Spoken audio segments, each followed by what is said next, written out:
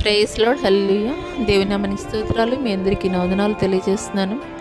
ఈ దినం కొరకు దేవుడు సిద్ధపరిచినటువంటి మాటలు. ప్రియ సహోదరి సహోదరుడా, ప్రస్తుతం నేడు దేశంలో జరుగుతున్నటువంటి పరిస్థితులు నీవు చూస్తున్నావు కదా.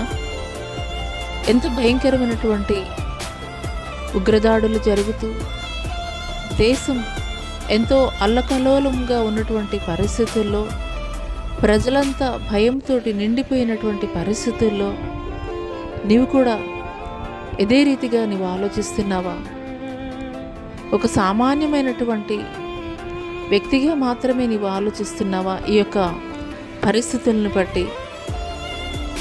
అయితే ఈ మాటలు క్రైస్తవుడైనటువంటి నీ కొరకే దేవుడు మాట్లాడుతున్నారు. మనము సంపూర్ణ భక్తియు మాన్యతయు కలిగి నెమ్మదిగాను సుఖముగాను బ్రతుకు నిమిత్తము, అన్నింటికంటే ముఖ్యముగా మనుషులందరి కొరకును, రాజుల కొరకును, అధికారులందరి కొరకును విజ్ఞాపనలను, యాచనలను, ప్రార్థనలను, కృతజ్ఞతాస్తుతులను చేయవలని హెచ్చరించుచున్నాను. ఇది మంచిదియు మన రక్షకుడు దేవుని దృష్టికి అనుకూలమై ఉన్నది. హల్లెలూయా. ఈ మాటలు వింటున్నటువంటి ప్రియనేస్తమా, నేడు మన దేశంలో జరుగుతున్నటువంటి పరిస్థితులు లేదా ప్రపంచంలో జరుగుతున్నటువంటి పరిస్థితుల్ని చూస్తున్నట్లయితే, ఆయన ఒలీవల కొండ మీద తెలియజేసినటువంటి ప్రతి మాట కూడా నెరవేర్చబడుతుంది. ఆయన రాకడ సమీపముగా ఉన్నదనేటువంటి విషయాన్ని అయితే గనక మనకి తెలియపరచబడుతుంది.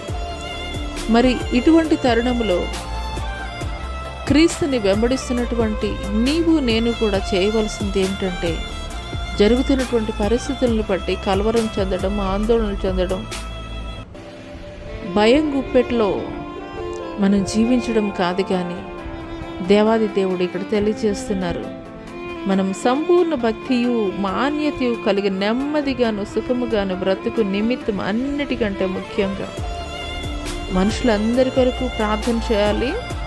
తర్వాత రాజుల కొరకు, అధికారుల కొరకు కూడాను మనం విజ్ఞాపన చేసేటువంటి వారముగా ఉండాలని దేవాది దేవుడు తెలియజేస్తున్నాడు. హల్లెలూయా. మన పక్షముగా ఈ లోక సంబంధమైనటువంటి పోరాటం జరిగిస్తున్నటువంటి అధికారులు అవనియండి, లేదంటే రాజులు, మరి ప్రధానులైనటువంటి వారు పోరాటం జరిగిస్తున్నప్పుడు నువ్వు మౌనంగా చూస్తూ కలవరంతో, కల్లోలంతో నీ హృదయం నిండి ఉండడం కాదు. కానీ వారందరి కొరకు కూడాను, మనుషులందరిలో కూడాను శాంతి నింపబడాలి. మనుషులందరిలో కూడా శాంతి నింపబడాలి. ఈ రీతిగా సమాధానం కలిగి ఉండాలి. ఇటువంటి విపత్కర పరిస్థితుల్లో మనం చేయవలసినటువంటి ప్రార్థన, ప్రధానుల కొరకు, మనుషులందరి కొరకు, రాజుల కొరకును మనం ప్రార్థన చేసేటువంటి వారముగా ఉండాలి. నీవు చేసేటువంటి ప్రార్థన వారికి సహాయముగా ఉంటుంది. ఒక చిన్న ఉదాహరణ చూసుకోవాలంటే, యెహోషువ అమాలేకీయులతోటి యుద్ధము చేస్తున్నప్పుడు మోషే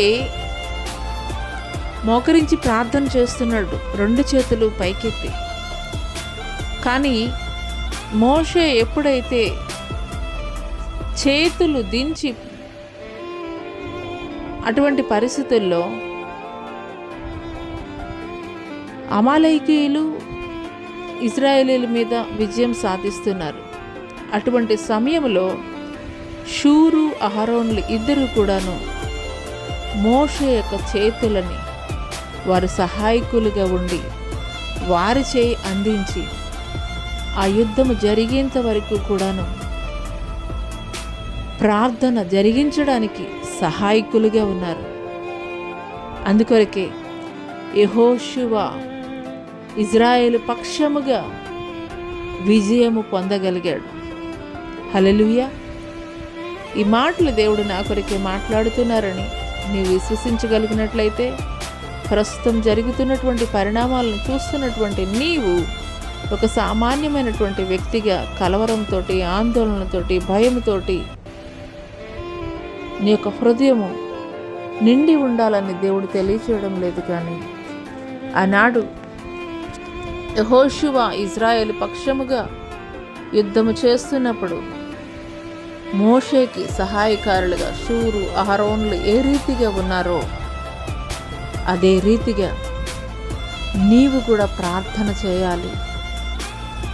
విజయం పొందుకుని నిమిత్తము, సమాధానము కలుగు నిమిత్తము, శాంతి నెలకొల్పు నిమిత్తము నీవు కూడాను ప్రార్థన చేయాలి.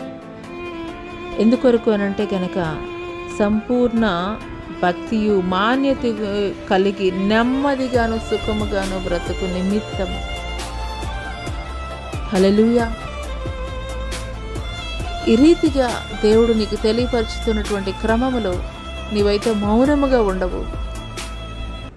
మన దేశం కొరకు, మన రాష్ట్రం కొరకు, మన పట్టణం కొరకు, మన అధికారుల కొరకు, మన ప్రధానుల కొరకు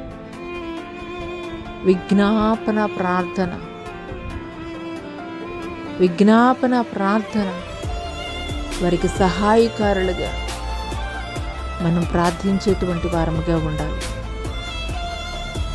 అటి కృప దేవుడు నీకు దయచేయనుగాక. ఆమేన్.